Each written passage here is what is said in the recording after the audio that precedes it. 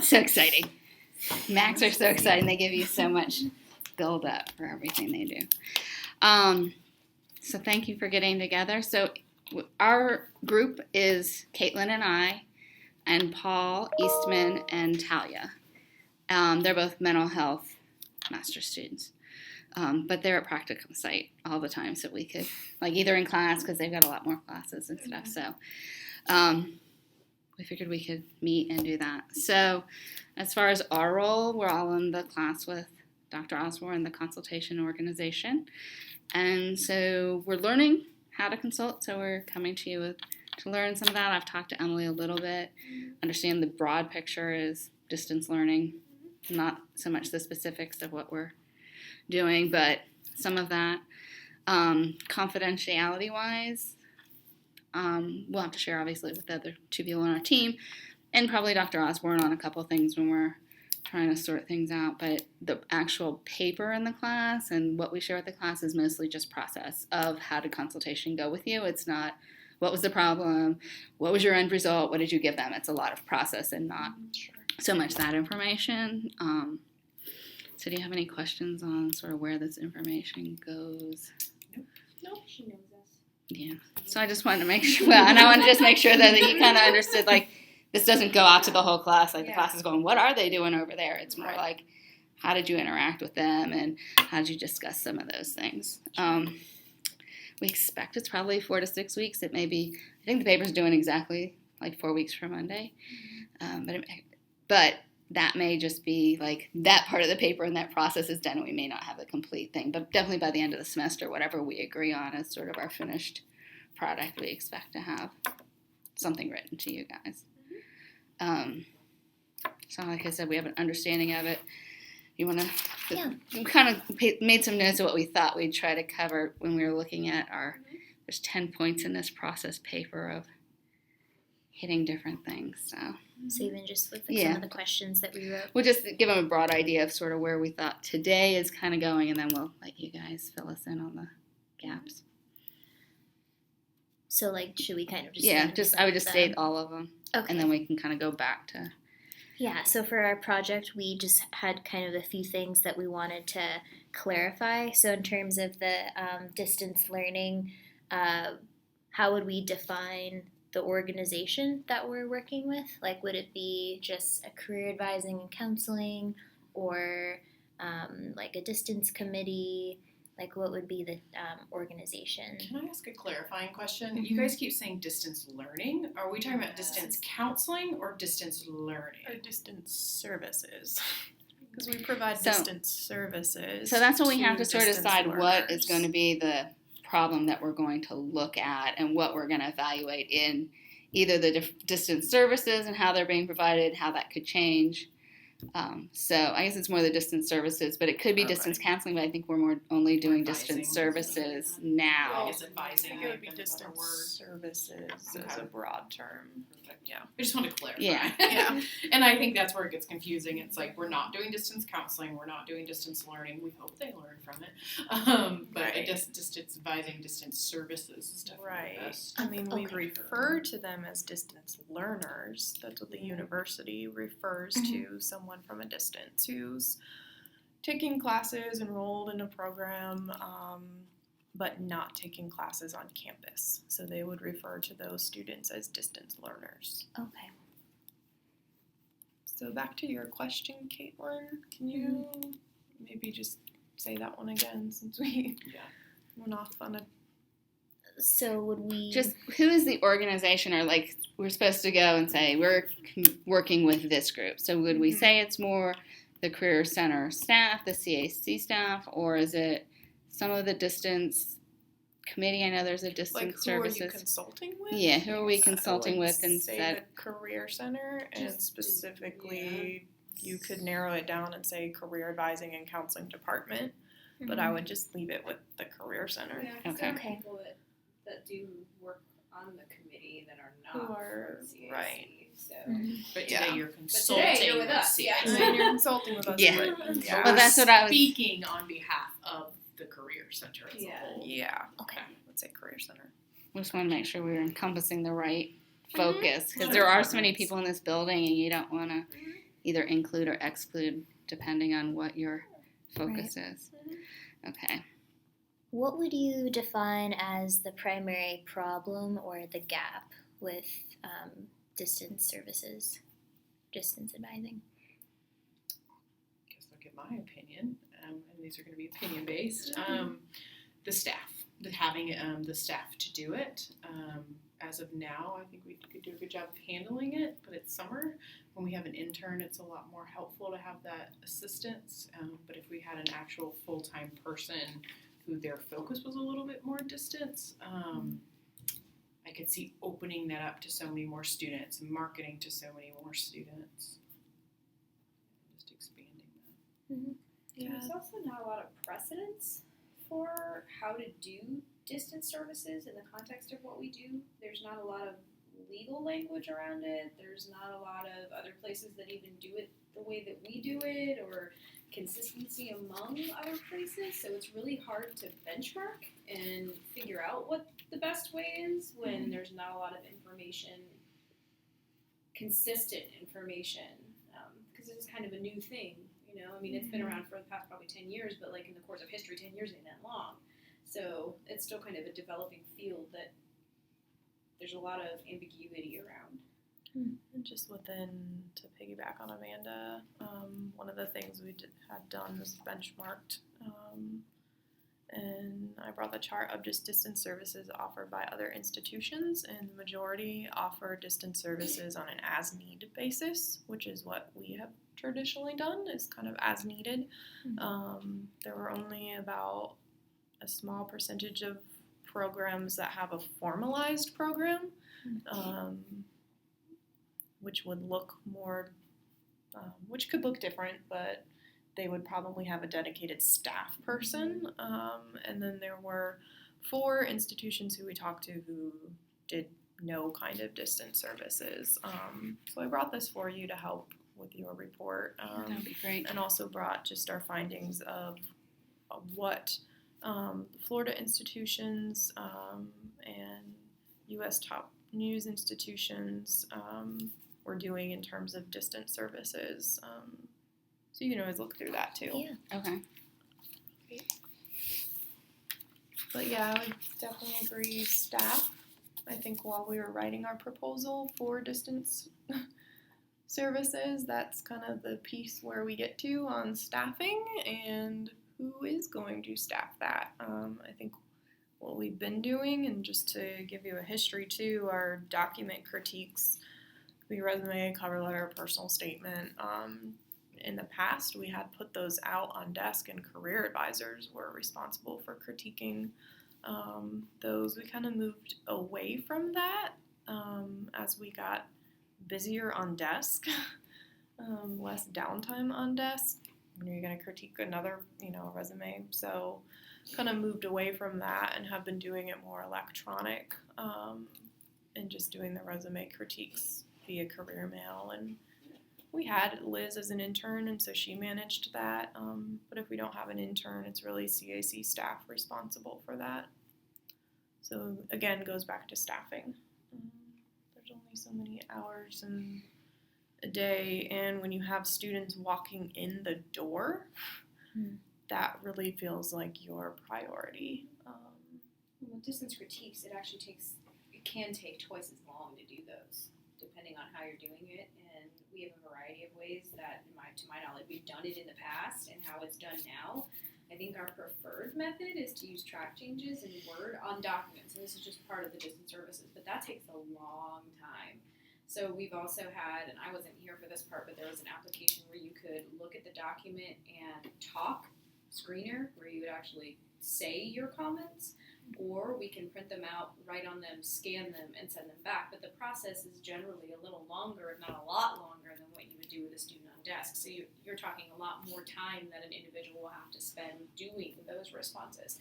Plus, when you respond, there is a way of providing customer service that goes along with that. So even constructing those emails and responding and attending to those needs and answering the phones, if that would be something that happened, that's an additional piece that you might not do the same way if it was a person who was coming in, walking physically in front of you.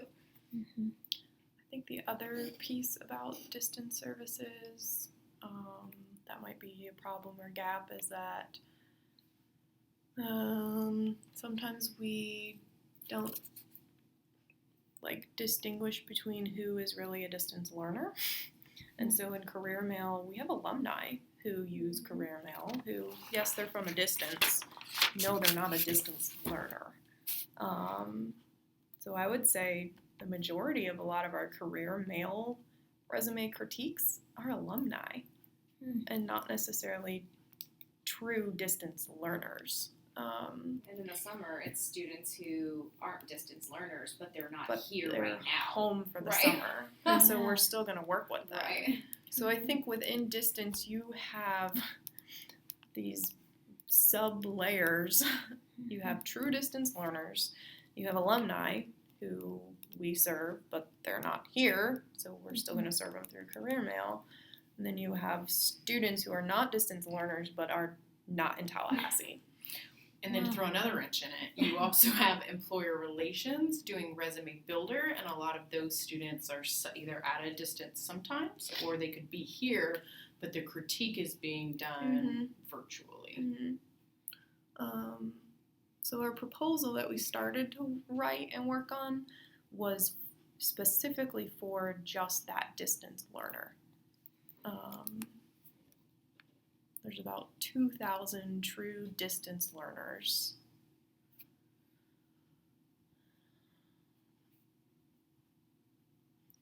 So I think sometimes, I guess, a gap could be just understanding the definitions of what is, just like we kind of started today, what's distance services, what's a distance learner, and helping all staff at the Career Center understand what those definitions are.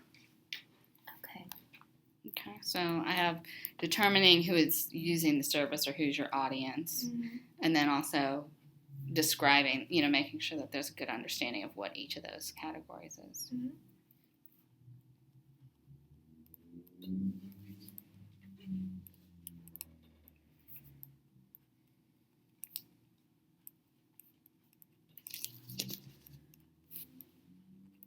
Do you think that we should ask that one next? So, yeah, I think that's good.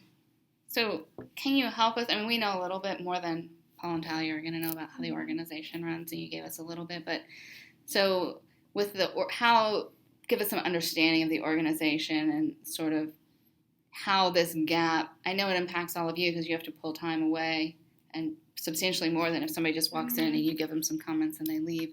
But other people that might be impacted, or about how much time is possibly spent on some of this at this point, just so we can sort of see how much this impacts everybody. So you can talk about the summer. And it does, I mean, that's a good point that Kristin's making, because it's different. It's different depending on what's going on during the year. It's not even just the semester. It's like what's going on at that moment. Whether, we're in the middle of a career fair like Seminole Futures, we have no staff that can really spend a lot of time on that. I mean, let alone all the students that come in. So, how much time do we spend on it for the summer? I can tell you, because I'm the one who's managing Career Mail for the summer. So distance learners too, they don't just send document critiques. I mean, they have questions and they want to, they have things they want to know. So this far I have not had somebody that I needed to call and actually explain things to. But I have had several questions that have come through about, their Seminole Link account doesn't work and what do they do? Or they're really confused about how to get into Seminole Link, they can get in, but they can't see the jobs tab, and they've tried to submit a resume, it's not working. So there's a lot of logistical stuff. So sometimes those conversations go back and forth, but they're pretty quick. The document reviews are the ones that are the longest, and it honestly depends on how much work the document needs. And this is going to sound weird, but the ones that need the most work and the ones that need the least amount of work are the ones that take the least amount of my time. Because if they need so much work on them that I really can't write comments, then I can generally give feedback and send a bunch of documents for them to refer to, like the career guides, the resume rubric, the evaluation or the survey that the employers have done, which I send to most of them anyway. But I refer to those and I encourage them to continue to look at the website and to look at samples and try to redo them from that. It's the ones that are in the middle there's enough there to work with foundation-wise that they can hear comments and they will probably understand them. But they're still not great that end up taking a long time. And it can take me, and I have to budget my time. So some students may get better service than others depending on my life at that moment, and our life, because if I can't do it, then I have to defer it out. And sometimes, like, Emily and Kristin aren't always going to have time either. So for those critiques, it can take anywhere from, 10 minutes to 30.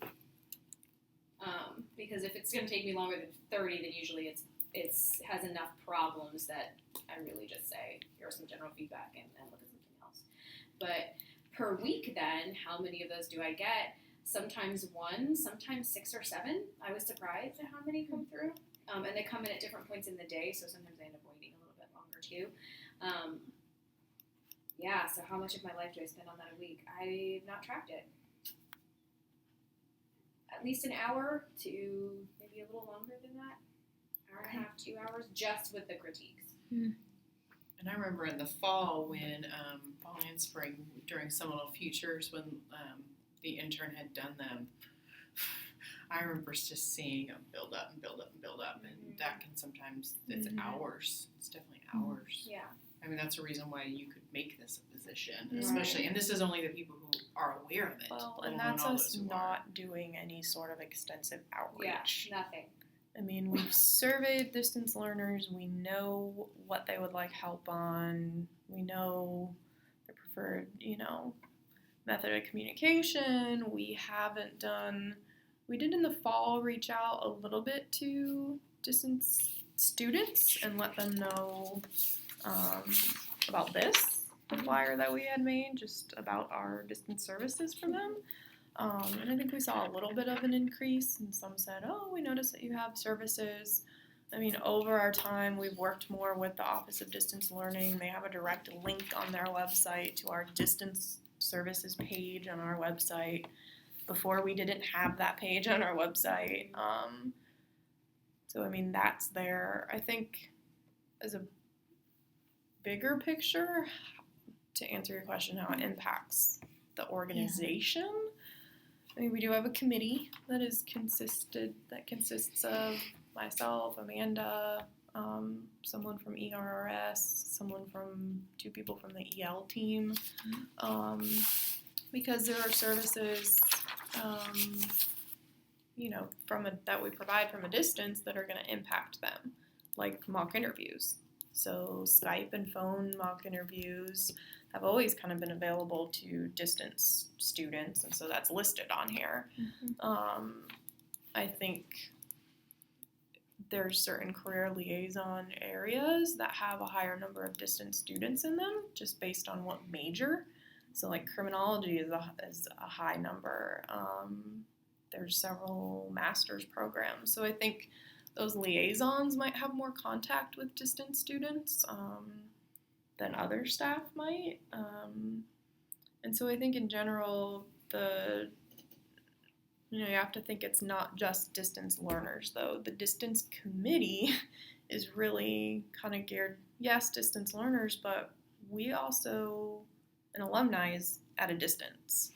So we're also thinking about an alumni are clumped into that. So we need to make sure that our services are available really just from a distance, and then going back to those definitions of for who and when, that's when is it alumni or is it a distance learner, and what level of service do you provide for that person. And I think that's where it gets really, really muddy. I know they toy with even adding other services, because we, even with interviews upstairs, having employers doing, if that student's at a distance, doing a Skype just with that student when that company's already here on campus, and doing that.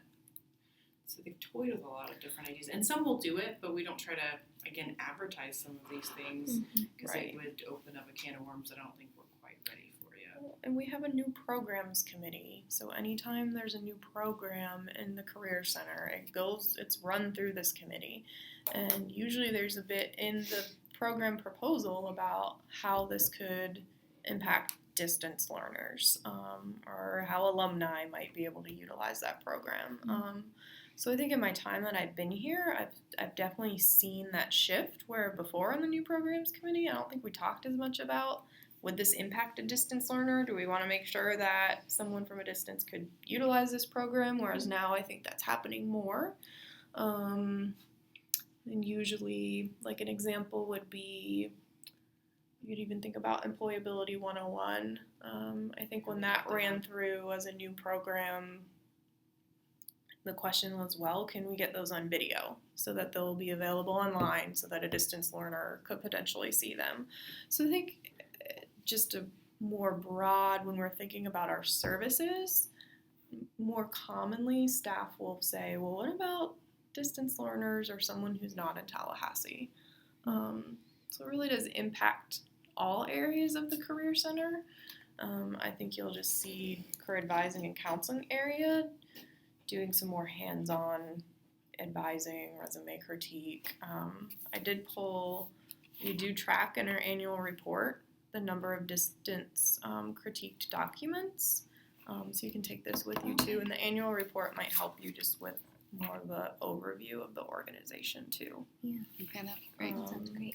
Did you even think about the students who go study abroad? I mean, I've had that where they go study abroad, but they're about to finish, so they're trying to get their documents together when they're overseas, so working with them. There. So we did 129 critiques in 2014. It seems low to me. I was thinking It this is. this summer. Because since the fall, since I guess they got announced. and since it's just being announced more. Now of those 129 though, I would have to go back through and pull. I would bet that the number of those are higher in alumni than they are in distance learners. And I've definitely seen because of the summer, we're getting many more distance because we're classifying them as distance because they're not here. Not Right. that they are distance learners, but because they are at home for the summer and they still are students and they can't get to Tallahassee. So there's some interpretation ambiguity as well. Yeah. Right. Would it be helpful to have those definitions so that you speak in those terms in these proposals of? And we do. So in our office manual, we have a definition of a distance learner, and there's Emily has it for you. Yeah, we have a policy and procedure, and we do have in our proposal definitions of what is a distance learner, and the committee's working on getting that added to the appendix for the office manual too, so that everyone is kind of on the same page of what is a distance learner versus what is just someone who's from a distance.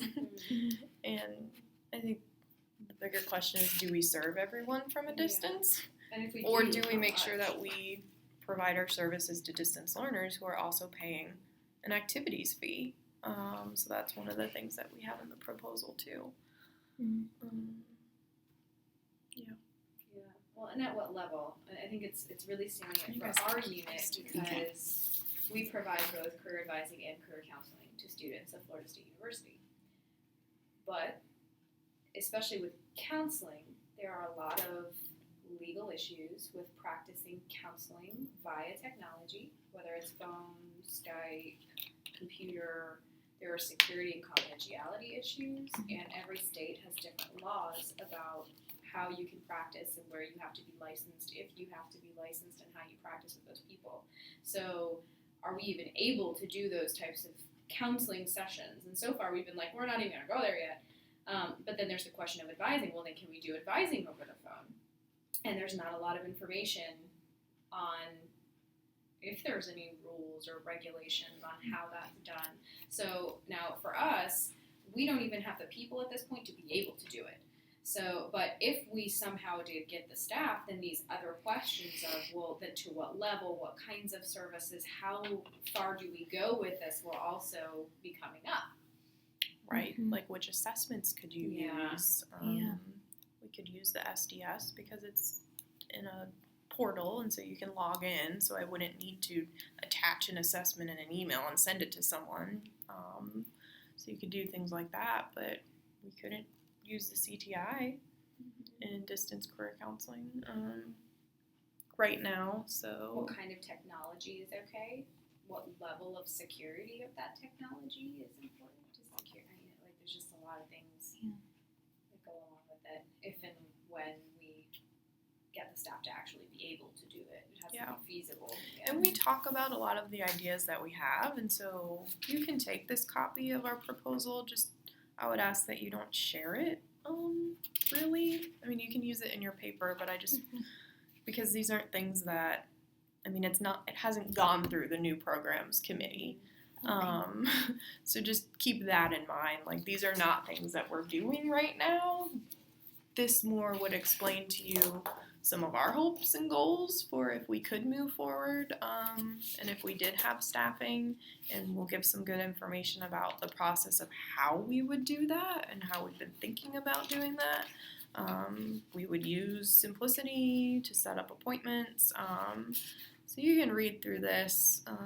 There's information too in the beginning about the distance learners who we surveyed and what services they were most interested in. Job search strategies was number one, networking and resume writing, and then interviewing.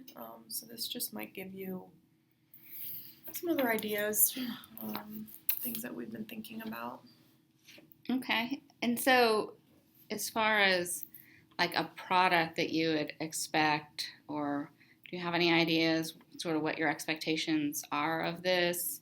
I mean, I'm getting the idea that it's sort of evaluating some of these things, maybe some time constraints, just how do we get some understanding of what some of this looks like to maybe present when you say it's really taking this much time, or, you know, trying to pull some of that with you guys so that we can give a concrete answer, not an answer, but a concrete recommendation. And I don't think we need it. I mean, obviously, we're just sort of trying. I'm just trying. Question. I think I'm also trying to there's understand. There's a lot of moving pieces. One of my first thoughts is if you could provide a solution for if we do not get a position that is that has a distance focus. And after reading this proposal, if you had ideas of how we could staff that, and your thoughts on if you think that's feasible, given the level of staffing that we have and the number of drop-in, we see 17,000 students in 2014. There's 2,000 distance learners. And so what I do you think do if just there's some feedback in general on, and comparing it to most institutions are just doing this as needed. So I guess my question would be, as a career center, do we need to have a formalized program offering distance advising and distance counseling? And if we don't have an intern, because in the past that's where I think we fill that gap is when we have an intern. What do you do when we don't have an intern that semester? And could you pull career advisors, but what do you do when you only have so many? I mean, there's lots of different possibilities, but it'd be nice to see what you guys think of as the solution. And that would be one piece of it. I guess my other piece would be if we are providing services to distance learners and we are providing services to alumni. So I guess my question on that would be too, same thing, how, what services do you provide to each population? And I'll add a little bit on that too. So if you are a student, separate from distance, if you're a student, like an actual student here on campus, or I guess distance, the services that you have here compared to alumni. So alumni start to drop off kind of after that first year of what services we provide them. They do the mock interviews, they can't do the actual interviews on campus. They can do those for a year after graduation, but after that, do they not? So do we still provide this service to those alumni after that year? Compared to the distance learner who's actually still in school. And paying the for their activities fees. Right. So you'll see in here, Liz did benchmarking and she looked at distance services, but she also compared it, and when she talked to these institutions, she asked about alumni services offered too. And if you look through, the majority of them, they have to pay. So we're already, I feel, offering above and beyond for our alumni services. I mean, any alumni can walk through our door. Any alumni can email career mail and we'll do a resume critique. We did add that we'll only do 3 per semester, but even doing that, if you look at most schools, it's going to cost you $30 to $50 to even have that access to do a resume critique as an alumni. And think about how many alumni we have. This institution's And that's what been I'm here saying. very A lot long of time. the career mail tends to be alumni, so we have this imbalance of alumni tapping into these distant services they're not paying for, and then you have distance learners out there who aren't tapping in as much. Not that it's a disservice if they don't know about it, but they're paying a fee. They're a current student. So how much, how do you make that more balanced or shift that a little bit? And if you push it out to them at this point, we can't keep up with it. So I think that's why they haven't necessarily been pushed out to. But do you take alumni off and push more out to them? Do you leave it how it is? Do you charge alumni and that's the money that you use to pay someone to do this job? Yeah. So I mean, is it at all? Do you think it's at all a possibility that they would buy into charging? I think that would be a tough sell. really big culture shift that I think we pride ourselves on. It's in our mission. We saw the students, I think alums are in our mission. I think we just changed that. So. But I think you could shift and say, well, if an alumni is from a distance, do we have to provide them a resume critique? Like we allow them to walk in, but do we have to provide them that other extra service? Because we've already established these boundaries. We've already established boundaries with alumni on you can't do on-campus interviews after a year, you can't do mock interviews after a year. There's a couple other things you can't do after a year too. So could this be one of those things that we add to that list or that they pay? Or, I mean, that's what's interesting about this and you guys doing this project because you can take it in a few different directions as to which, and there's pros and cons to each of them. I challenge you to figure that out. Yeah. If you figure that out. You can answer that for us.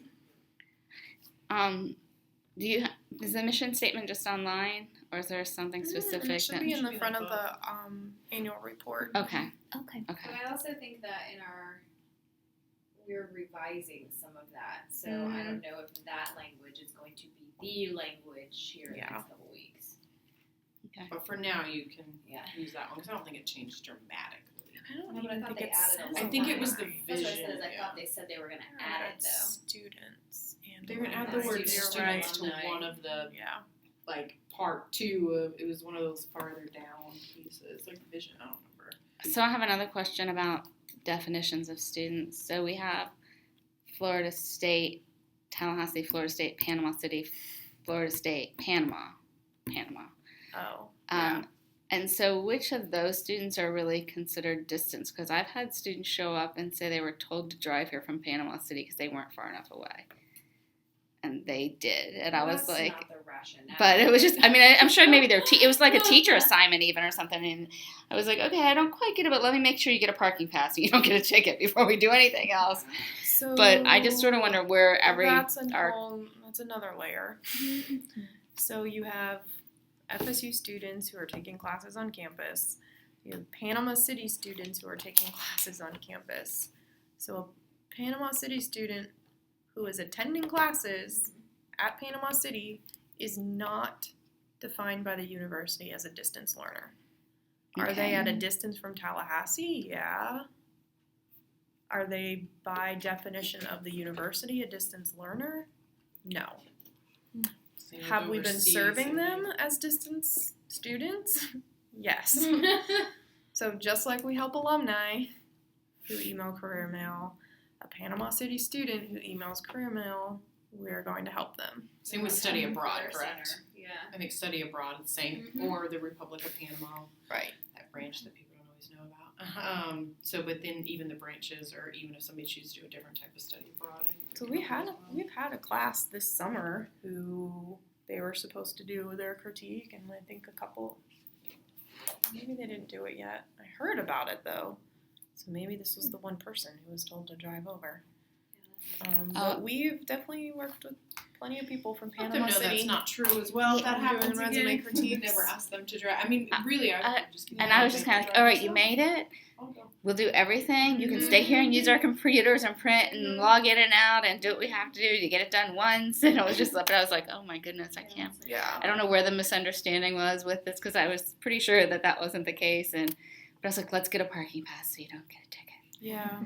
After driving 2.5 hours or whatever. We have said, if someone's calling and they need career advising, and it's something that would require, doing research or really helping this person create an LP, and it's just not best to do over the phone. We have said if you're around Tallahassee or if you can come to Tallahassee, and it mentions that in the policy there that you can suggest, you're welcome to come here if you want, but yeah, a Panama City student doesn't have to for a resume critique. We'll do it from a distance. And we'll make recommendations of other places they could go, maybe that are closer, whether there's a career source out there. So, we're not like abandoning them, but that's a long trip. But I think you bring up something that's important because I think staff sometimes have the misconception that Panama City students are distant students and that we should be providing career advising and counseling to those students from a distance. But technically, if we're going back to the definition of what is a distance learner, they are not because they are attending classes on campus. They need a one-person career center. I was going to say, do they have any services at all out there? They have minimal, I think like an internship coordinator in some of the areas, if that, but that's only going to be part of somebody's other So job Myrna duties. is our liaison to Panama City campus. We do some things with them, maybe once a semester. Then we usually we'll go take a down trip there. over and do some workshops, and they've done like a speed networking event. I went once. It was fun. Well, it's just kind of interesting to me that they have no services because it's not a dinky place. It's not, I've driven by. It's not like it's huge, but it's not also like 2 buildings. Like I drive by Kaiser, I drive by something, and there just doesn't seem to be much. It might be like 1,000 population. 1 to 2. I thought it was more than It was about 2. Really? It would just be interesting to know what that number is compared to what our real distance learners are versus like, we know kind of the ballpark what we're getting for alums. So we know like Right. what percentage are using that. Well, and if it's look the at some same of those. amount too, then why are we saying we really need to provide for distance learners? Don't we? If it's the same amount, don't we need to provide for Panama City too? They just get a person there. And then our numbers just went up to 4,000, and Yeah. who's gonna do that? But if they're paying fees and that's the definition of who should get this level versus this level, then they're paying Florida State fees. They should be getting. That's the conundrum. We're not arguing. Are there you have other questions? We talked about the sort of the expectations, concerns. Are there any perceived strengths, do you think, in this? I think that the idea that Definitely. we The fact that we're doing what Yeah. we're doing it for free and we just to pride ourselves see, on all of the things that students can tap into. Just more services that are open to more people. It's more people that we're serving every day. We have qualified individuals who are looking into it. So, like Emily Holtz, the DCC, the Distance Credential Counselor, I just got mine and Kristin's working on hers. So, like, we're being trained in how to look at these types of programs and ethically conduct them, too. Right. So they're more educated, mindful, qualified humans looking at how to And do we've it. studied so many different ways to do it. The amount of meetings I've sat through for Screener that I don't think is really being used at all. It's gone. But we all sat through Yeah. trainings and Well, and the fact that we have this information, so when we are ready, and if we find out that this position doesn't go through, and we maybe alter the proposal, we know what our peer institutions are doing too. That's very helpful. And when looking at what they're doing, we're doing that really. The only thing is that some of them are offering Skype or phone calls, but then when we ask about confidentiality, they're like, oh no, what? Yeah. And so my thing is, if we're gonna do something, we're gonna do it well. Right. So I think sometimes with distance services, you'll see institutions who are doing it, but I would have some concerns. I went to a couple of sessions last NCDA, and I sat at one of the round tables and just kept asking, like, what about confidentiality? How do you ensure that you're talking to the student who says that they're calling, and just didn't have answers, and I kind of left thinking, okay. Maybe keep it how it is until we can answer those questions. Yeah. You just don't want to open up a whole other can. Well, you don't want to be the school to set the precedence either. Well, and I think another strength is that since we have been looking at a lot of this, if we do get this position, whoever's coming into that position, they've got some groundwork laid for them already. So we already have an idea of ways that we could do it. Really just meet the person. And they would need to have some experience doing this type of thing. And Would that person coming in have to have the DCC credential, the distance credential council already, or? I mean, I would just say they would need to work. they would definitely need to have NCC, because with everybody in We're our required career advising to, area yeah. needs to have that. I don't think it would be a necessary requirement before hiring them. I think it would probably be something within the hiring process that we would ask. Would you be willing to and interested in obtaining that? I don't know why they wouldn't, because that would be really awkward if all three of us had ours Yeah. and And they we're not. didn't. Well, and then we get $2,000 worth of professional development, and the cost of the course is only like $300 or $400. So we would just Yeah. expect that they would use some of that money for that credential. They wouldn't have to do anything but do it. Right. So, so I don't know. I think also some experience with either distance learning or online curriculum instruction, or they've had some kind of experience doing, maybe not doing, advising online, but understanding the platforms that do this kind of work and how different places in higher education have applied it. There needs to be some kind of technical background within this context, I think. And there are several programs that have come out. I mean, and you can look them up on ONET and everything for the types of titles that go along with online curriculum, trainer, online curriculum manager. These positions have really emerged in the past 5 to 10 years. So those people are out there and they do exist.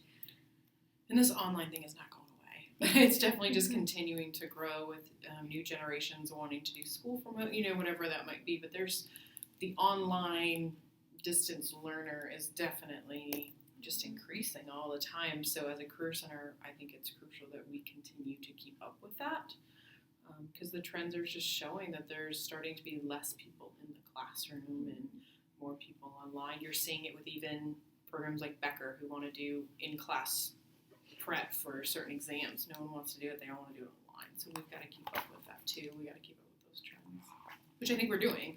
We're offering it, and we're heading in the direction of even hoping and asking the university for an actual person to do this. Yeah, I definitely feel good about the fact that if a distance learner called or stumbled on our website, they would see a section called Distance Learner and would be able to see all of the resources on here. And I mean, I think that is a strength and a step ahead of where we were 2 years ago, because we didn't even have a section specifically for them. So one thing I was wondering, you talked about if there is a full-time staff member sort of navigating the distance services, that it would be preferable if they were a nationally certified counselor or maybe even a DCC as well. If you guys utilized interns, like career advisors for this position, how would that impact the credentialing that they would need? As long as they're receiving supervision from someone with the credential. Okay. So Liz, she was our intern in the spring, and I was her supervisor of her internship. Okay. So whatever she was doing in career mail, or if she needed to call someone, she was in consultation with me about that. Okay. But yeah, that's a good question. Another thing I was wondering, Amanda, you mentioned earlier that the mission statement is in modification. Yeah. And is that in reference to the proposal or? No, to our Career Center mission. So we just had our annual retreat, and the language of the mission was discussed, and whether or not we should be adding the word student and the word alumni to those sections, or as Kristin was saying, if it would belong in the mission or both, and that conversation is still happening. Okay. So now obviously implied, I think, is that we would serve our students and in some way alumni, but if it's actually written in the words of the mission for an organization, that puts an added amount of responsibility on the people who are part of the organization to ensure that that mission is actually being carried out. So it just puts a different level of requirement of action on our part as staff to make sure that we are actually carrying out the mission. So we're still talking about it. I'm not sure how or when that revised mission statement is going to come out. The other thing that I forgot to mention, and this kind of goes back to how does this impact the Career Center as a whole, the Career Center has a strategic plan, which is from 2013 to 2018, right? So, right? It was One of 5 our years. strategic goals is promote students' career preparedness through career advising, counseling, program instruction. Strategic priority 1.2 is offer distance career advising and counseling services. And then these are our kind of success factors for them. So that might just be another thing that is a broader, and I'll say the revise and develop new policies, procedures for offering distance career advising. We've done that to some extent. We've updated our policies, develop a marketing strategy to disseminate information. We've started to do that. That's what this kind of came from. These other two, 1.22, pilot distance advising and counseling appointments to distance learners, we have not done that yet. And I think a part of that, determine career advising and counseling responsibility in delivering services, is another piece that is still kind of these two go hand in hand, I think. So I think even the position that was requested fits our strategic plan, and so I thought that might be good. Probably want to mention that too. Okay, so it's been the position's been requested but not advertised, is what I'm sort of Requested but not granted. Yeah. Right. We need don't money. know if that's going to happen or not. So there's quite a few. We'll find out at some point. One day. It's one of those magical, it goes into the universe that is the university, and then someday it just My understanding was that because of the legislation happening right now, things are just kind of on hold, which I thought that was supposed to end on the 12th. Yeah, but it didn't. It didn't. happen. Okay. So that's the other thing that I think is helpful that I don't know if you'd want to include in your report or not, but schools operate differently based on whether or not they're classified as public or private. We are a public institution, meaning we are in service of the state, meaning the state legislature determines a lot of the things that happen here. So that includes salaries and funding. So we're really dependent in a lot of ways on what happens with the government. We're not, a private institution can make kind of their own choices with where their money goes and how they spend it, and they still have to be consistent, or should be consistent, with how they pay people and hire people and all of that. But when you report to the state, there are other types of standards and limitations based on those government regulations. I'm hopeful that we'll get at least the one for us, because we've clumped it with alumni, graduate students, and distance. Graduate Huge students, there's a big push for what is career services doing for graduate students and alumni. So I think the fact that distance is in there, I mean, yes, it's definitely important, but I think it's a possibility that we get it. And we know we're already doing a lot with those groups, but a whole person could really do that much more with those groups. It'd be great, but call your legislator. Do we have Any other any? No, questions because I think we from kind of kids? covered the I think we have barriers. to. I think it's just a lot of money and staff and timing and that kind of thing. Mm-hmm. We may have some questions on possible getting more data on, you know, some time expectations. Like, obviously, since it's so many different things, you can say this person would be busy all the time, but they also, maybe we can give you some suggestions on if that doesn't go through right away, or if this is happening and it's this amount of time, then it's this per person, or try to figure out how to at least conceptualize. There's even, I don't know, some thoughts as far as if career advisors can be used, even if it's 1 hour a week. That's something that people, or it's, if you're going to, you know, if you have to make up time, this is the highest need, or, you know, you just, but you sort of parcel out some of that thought of what the time constraint, There's just you know. a decent amount of training that goes into it too, and I think I like that idea. I think we've toyed with that idea. I think we've talked about different options with how to utilize career advisors in that way, but it definitely is a whole, I feel like, different way of working with the client, and kind of like Amanda said, it takes twice as long, and I think it would be a good thing for career advisors to learn how to do, because other schools it would, you know, be a good resume builder and things like that, but there are definitely some limitations on just that same person doing it consistently and getting it down. Just kind of like desk when you're, you know, so maybe a second year who's done it on desk a lot, maybe we add it to theirs, or, you know, I really liked how when we had an intern, it was, that person just did it so much that it was really consistent and the same. Well, and you learn a lot because this is a different population, whether it's alumni or distance learners emailing career mail. I mean, the resumes look different. They tend to be people with more experience. So I think you learn a lot from it too, but It's a much slower process. I get in front of somebody, I can ask them certain questions. What is this resume for? Da, da, da, da.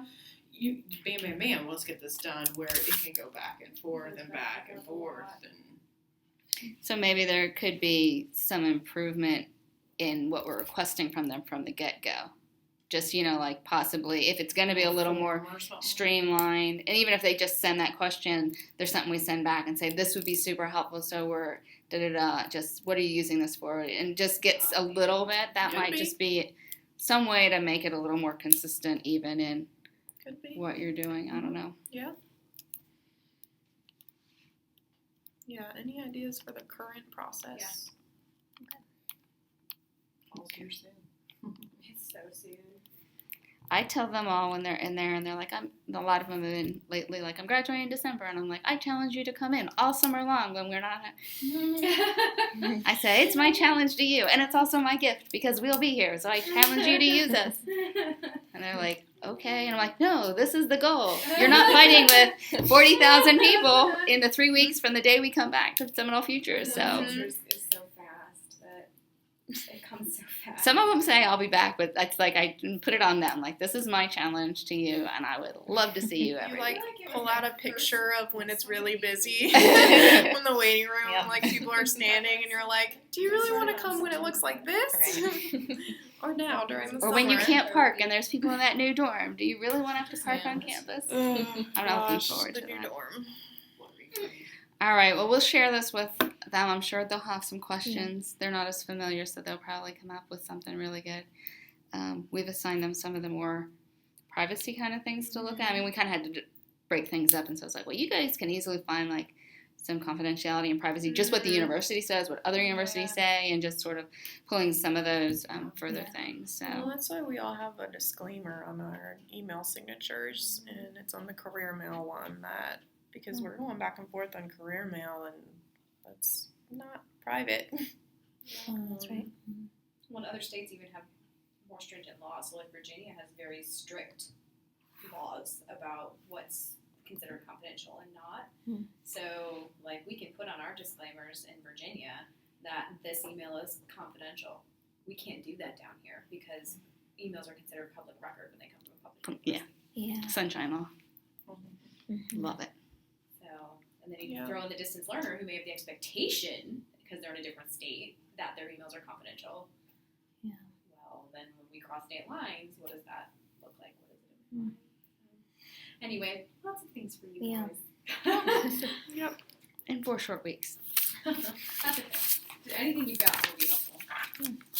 Well, thank you for meeting with us. Of course. Very helpful. And this is all stuff that we can take with us to look at? Yeah. Okay. Yeah, that was an extra annual report I had. I was like, how can I get rid of